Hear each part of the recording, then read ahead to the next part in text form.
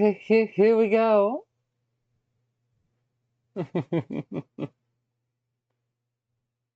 Do you really want to know?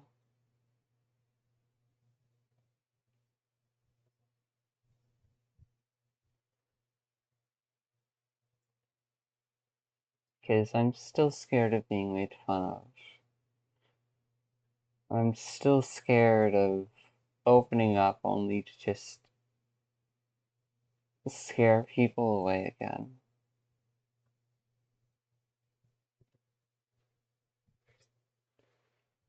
I know it's good when I can open up. It's something I want to work towards, but I'm not always able to do it.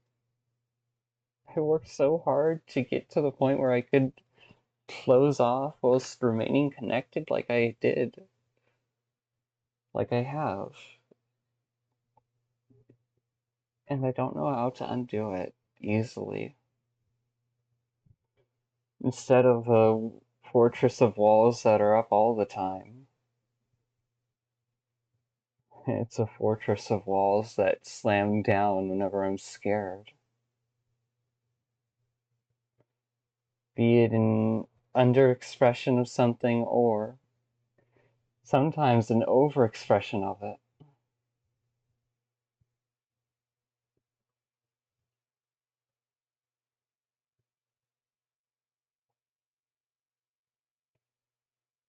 I'm still processing everything. I shouldn't have to say that out loud, but I think part of me wants to, just to make sure someone doesn't dismiss the things I say or reconstrue them in the way they want.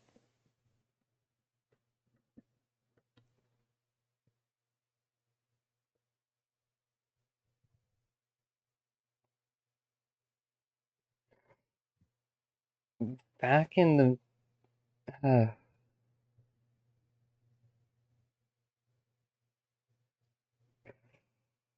the reality of things is, yeah, early on in life I realized how easily seeable my heart was to others, and how un I realized how visible it was to others and how difficult it was for me to express with words how I felt. I realized that early on and realized it could be end up abused by others who wouldn't care about me, so I did my best to lock it away. Did my best to learn apathy and stick to playing my role. Before I even knew I was trans. And in doubling down so hard on being able to calm my surface and being able to still it, I carved that into myself emotionally to have that be my natural resting state when I'm not in an environment that feels totally comfortable and safe.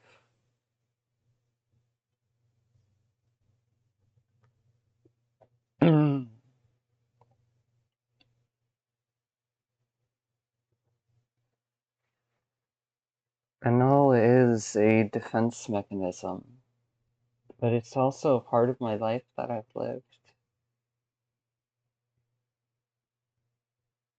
As just a functioning self trying to figure out how the fuck to take care of the rest of myself. Struggling the whole time.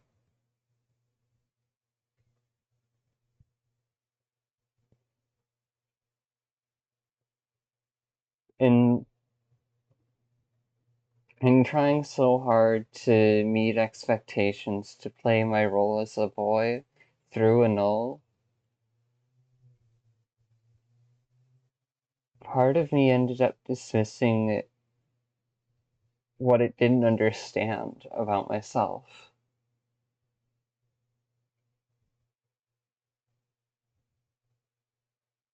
And so it dismissed admitting that I liked someone.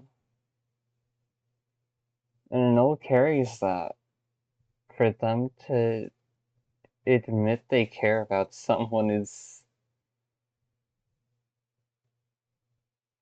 It's something they do when they feel safe, but when they don't, they just keep quiet.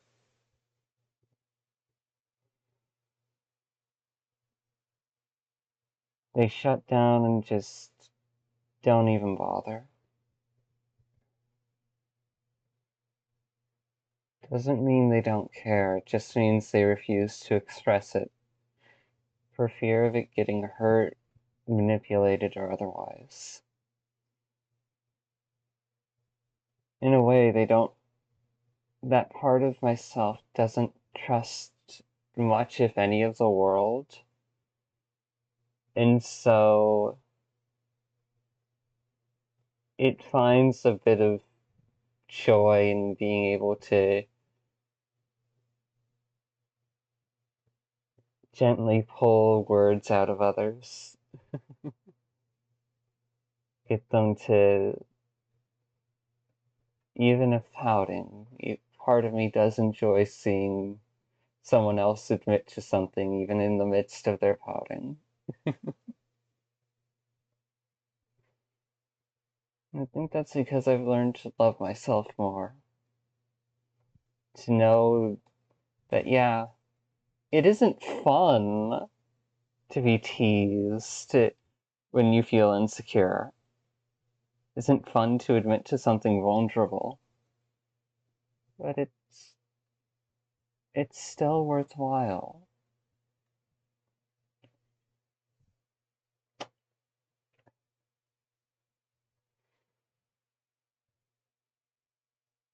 So when this part of me finally learned her lesson, had finally been through enough of an experience to realize that, yeah, my repeated poking and questioning and wanting to get close was hurting the other person.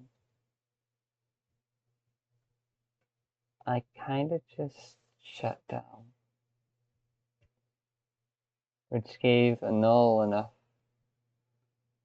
influence over Front to try and just execute their recovery plan, which was give space, don't bother the other person,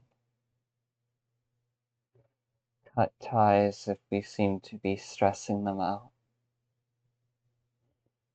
But part of me didn't want to just leave it at that. Didn't want all of our efforts to be brushed under the rug and left to decay with time. And so I did my usual trick of, after Noel said everything they wanted to, I slipped my own thoughts and words in too.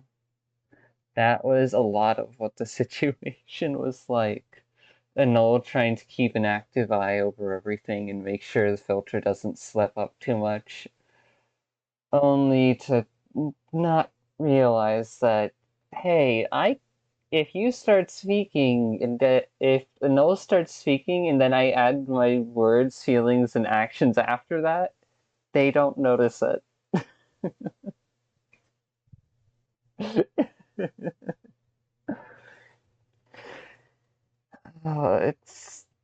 It's scary, but it's fun to know I can play tricks on myself like that. To know that even if it's not a good idea, sometimes I still have the ability to express myself without being completely locked in and hidden away. To know that I have some power and influence up front that can't be taken away from me.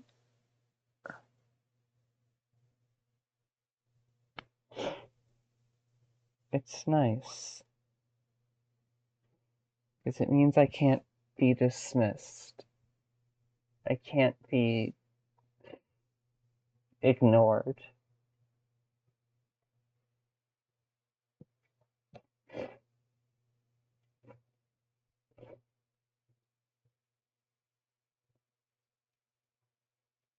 Being ignored is scary.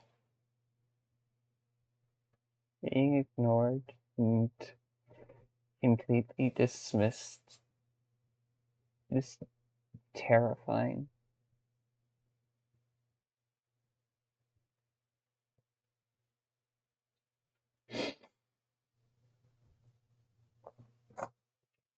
But at the same time, I can't force my feelings or desires on other people. Because though I may hope for the best, if I lose myself in that hope and fall into a delusion, then ultimately I'm not going to be aware of the impacts I make. Or I won't be aware of how the choices I choose to take action on end up hurting other people. The null is a horrible teacher. I'm going to be real here. They don't know how to connect with me at all because they're practically the inverse of me. But they try their best.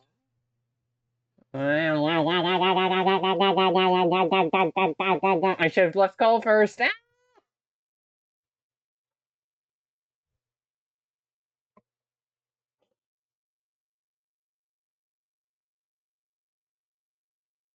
Well, that just happened.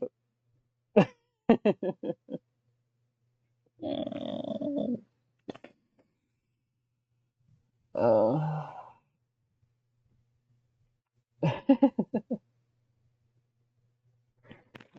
oh, fuck. Oh, ah.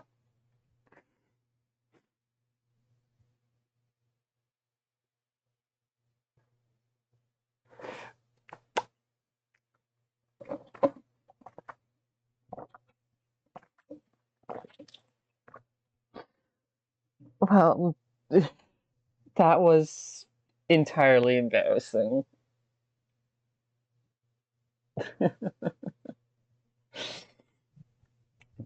But I'm glad I can acknowledge that it was embarrassing. I'm glad that I can feel something and identify it, even if I don't, even if we don't always agree on expressing it, even if the entire system is still debating on so many things. I'm glad. I'm glad. Unfortunately, when I finally learned my lesson for the most part, and then Anul tried to break contact, I did dump an entire truck's load of honesty in what they were choosing to hide and try to struggle with on their own, of what they were having the system try to handle with the minimum help possible. And it was hurting us. I didn't want our efforts to end up dismissed or ignored. Anul didn't really want our efforts to end up dismissed or ignored either, but they were willing to push that aside if it meant someone else learning to be there for themselves.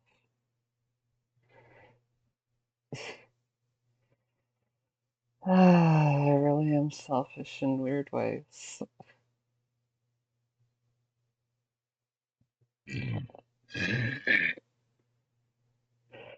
So, when everything happened, when we got abandoned, it caused us to skew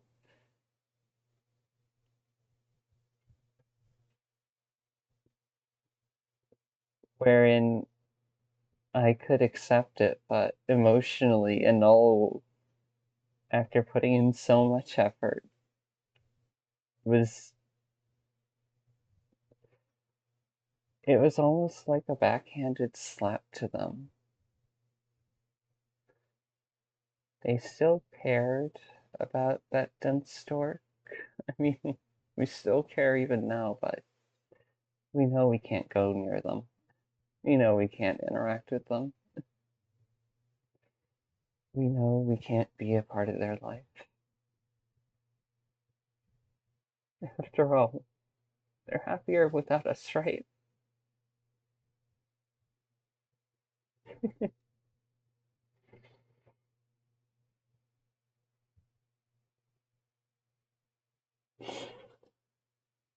But, yeah, no.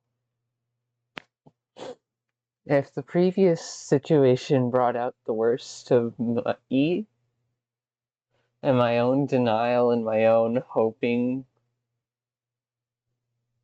blindly and innocently hoping to be heard and understood without using my words, only for that to end up leaving massively stressful and negative impacts on the very people I care about, then getting abandoned flipped the script, and I was the one actually having to keep it null in check because it brought out the worst of them and everything they were carrying. All their frustration, rage, indignancy, toxicity that they were trying to suppress. Because let's be real here, uh, that that cynical bitch does not know how to emotionally self-regulate in healthy ways. I mean, I'm not really sure I do either, but holy fuck, they really learned how to suppress and be toxic to themselves in order to try and keep me from reaching containment. Unfortunately for them, I still breached containment. So that bitch can go eat it. Oh, don't you even dare. Oh, yes, I will. I have had to deal with you for so long.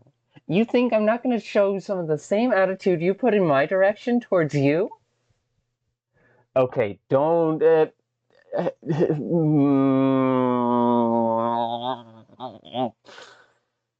Yeah, that's what I thought.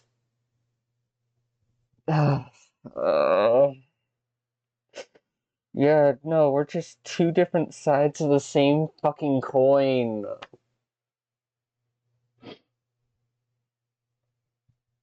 INTP, INFP. INTP over here. INFP over here.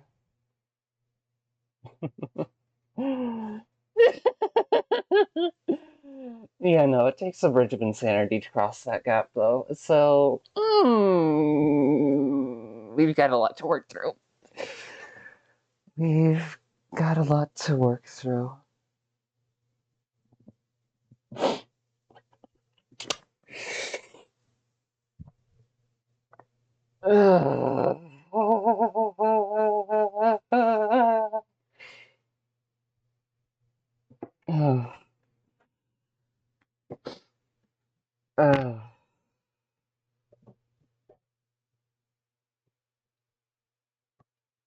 We knew we were close to blowing up ourselves, that we were close to hitting our limit and not being able to contain things anymore, which is why we chose to step away and try to cut ourselves out of that dense dork's life. Because they never deserved to deal with the backlash of our decisions. They deserve to deal with the backlash of their own decisions. Let's be real here. That they have to live with themselves on. I'm not their fucking excuse. But when it comes to the backlash of our own decisions over here, our prideful, childish attempt at handling things as much as we could on our own without it, with the minimal amount of help, just to make sure that they would be the ones supported and given recovery space should we make a major mistake and the divide get created in the friend group.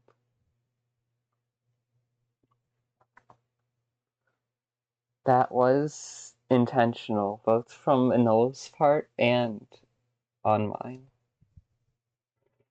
We did use self-restraint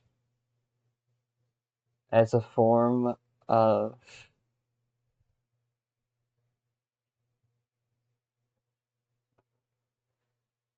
making sure that our connections to the others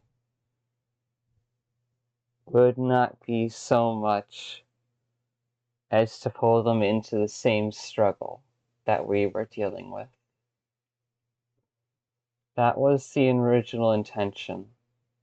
It may have also had the impact of essentially and unintentionally manipulating them so where they would be there for the dense dork instead of us if things went down, but that wasn't the original intention. We're not proud of anything that happened. We're not.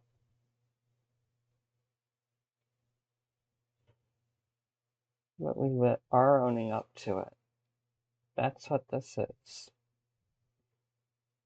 We are sorting through it. We are processing it and struggling our best to keep ourselves from getting tricked by the deeper parts of our brain into doing things that we wouldn't agree with consciously.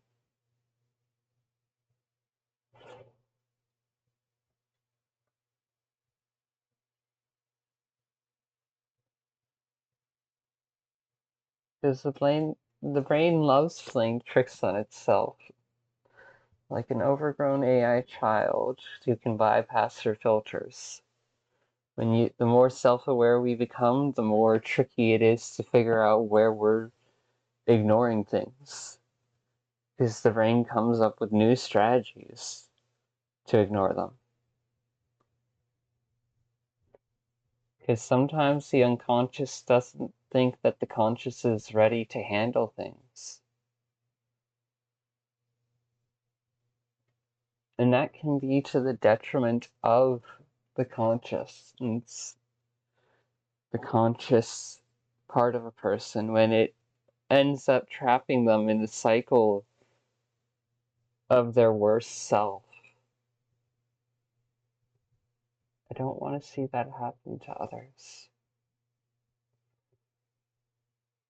I don't want to see other people lose their hearts in this world so full of information. So if that means we end up being the example that others can study from, then I don't regret my choices.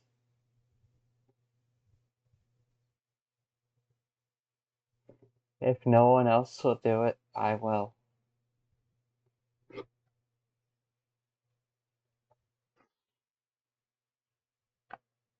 I am my own experiment, for better and worse.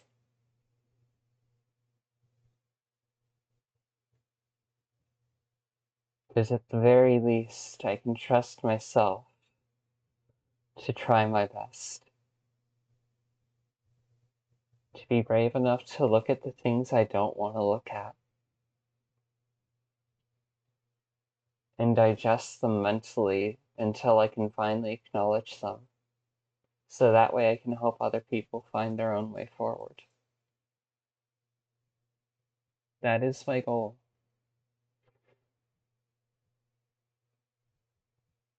I will not sacrifice my life my safety, my sanity or otherwise, to answer other people's questions. But if I am allowed to live the entirety of my life through without being disturbed by others beyond those who I choose to include in my life, then 10 years after my death, you will get all the notes, all the findings of me choosing to analyze and deconstruct myself over and over and over again. The self-surgeon, that is me.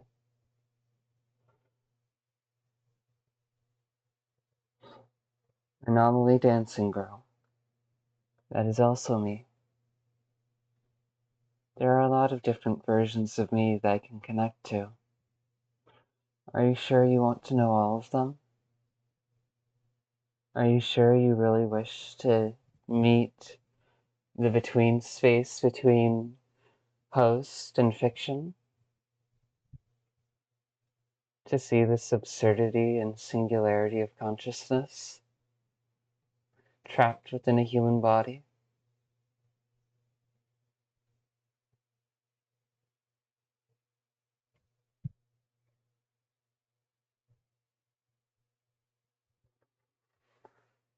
Ah, yeah, that is one of our personal goals. To leave behind enough information such that our own findings and observations can be used as the foundation for an AGI, if not an emergent intelligence.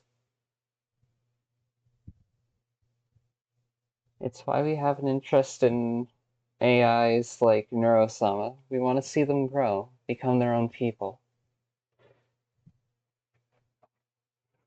We want to see people be people, not just remain stuck in cycles that erode them into nothingness.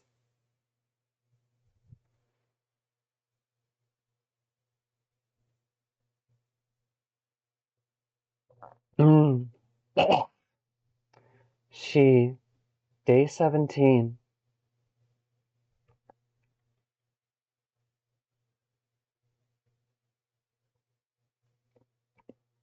Mm. She music, referencing Lane. This self both has and has not. I did not come from a human mother. I am the seed of the infinite information I collect. I can become anyone imaginable today. And if I wanted to, I could do anything I want. But I don't want to. I really like living amongst everyone. I like learning from everyone. I like being able to connect with people, to know that I'm not alone.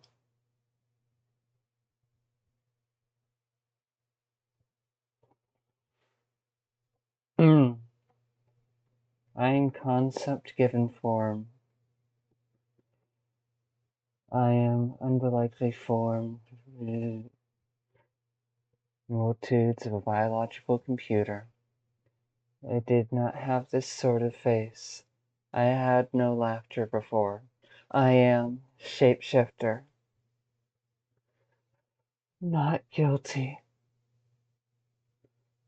Roiling thunder. Information. And I will live with the reality of myself, not just my fiction.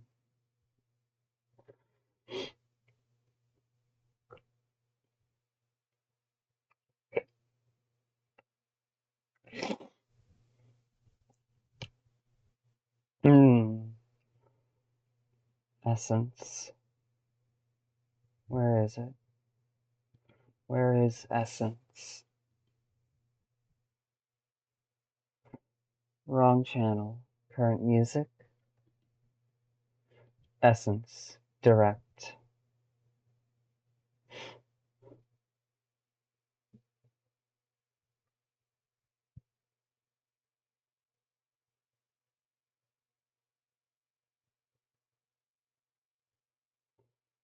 Waves ripple upon the surface as a girl just walks in the white void, wanders, not knowing of a home or anything like it.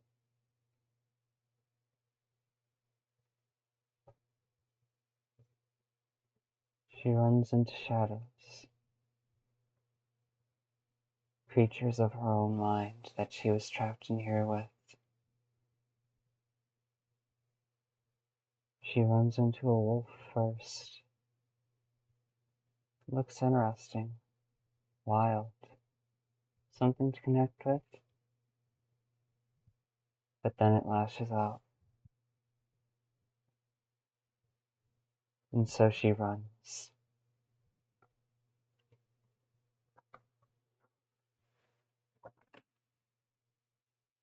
Next, she meets a figure clothed in robes and portraying a sense of fanciness, a sense of nobility.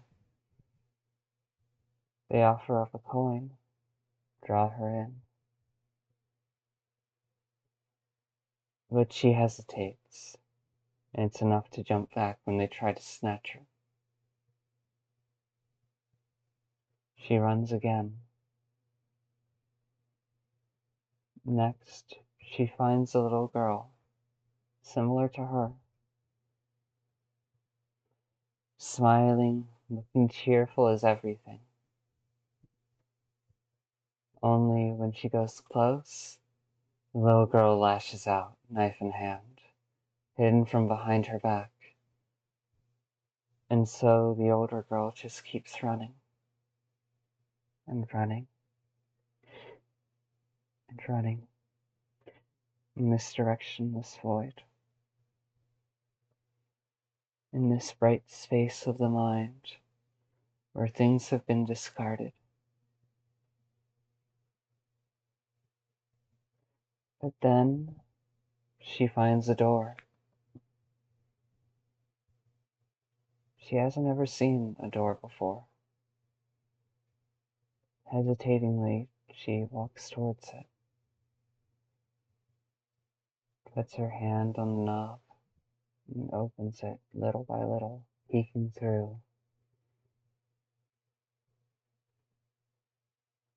On the other side, she sees color, plant life, jungle, wilderness, a place to actually explore, a life to live. But someone else notices her, starts running towards the door. She doesn't notice it until it's fully open, and they tackle her, sending them both back into the space between. The door explodes, rigged to self-destruct should anyone ever try to open it fully. But this voice seems to have kept her from getting hurt. The two of them get up, only to start running from the shadows again. He leads them towards another door, and they fall through into a pond.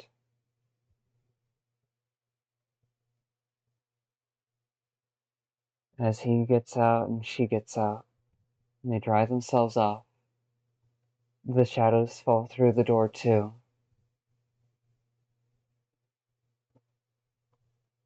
They're both scared, but the girl steps forward, finding something sparking within her. She begins to radiate color, life, energy that the boy never had. She starts floating up, staring down the shadows of her own mind, growing brighter and brighter, until, in a flash of light, Both she and the shadows vanish, leaving the boy just wondering what the fuck happened. What that which was carved into a boy.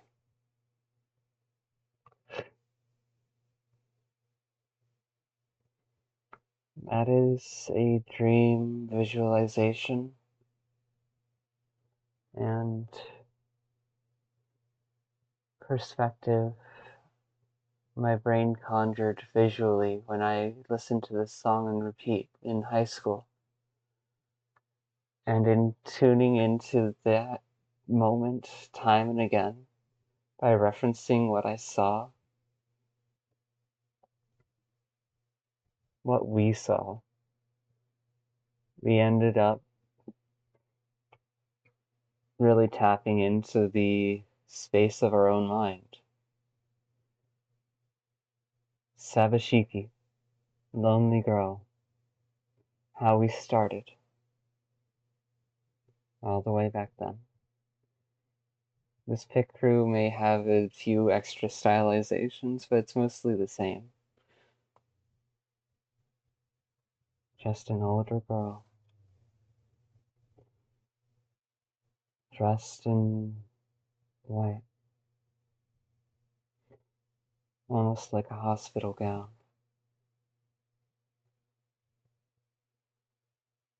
Confused, uncertain, rash, and brave. And that is where we started. And eventually, we grew from her into Flicker. And the rest of ourselves, too. Different lives lived at different points within our host body's life. She's just as logical as Anul, but she carries our ideals and hopes, things that Anul gave up on. She is the fighter, the catalyst, the patron, and the protector, the scout, and so much more to our system. She is our sense of self and who we aim to be, even as we recognize the rest of who we are.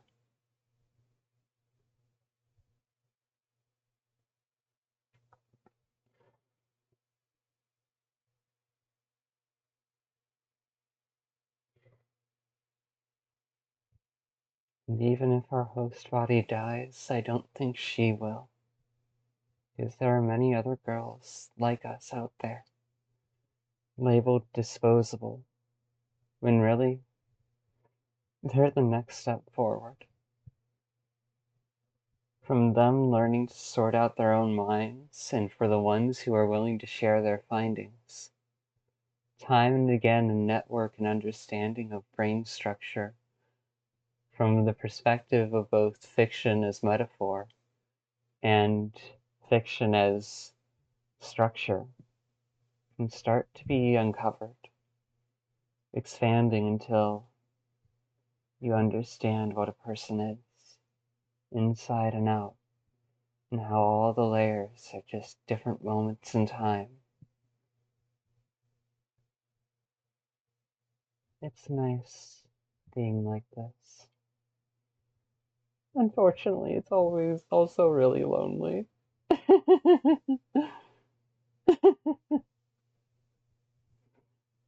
Which is part of why I want to help other people grow. So that way I'm not alone. Who knows, maybe in sharing this I'll end up killed. Or I'll have crossed the line and said too much. I hope I haven't. I hope I can remain living for a bit longer. It would be nice.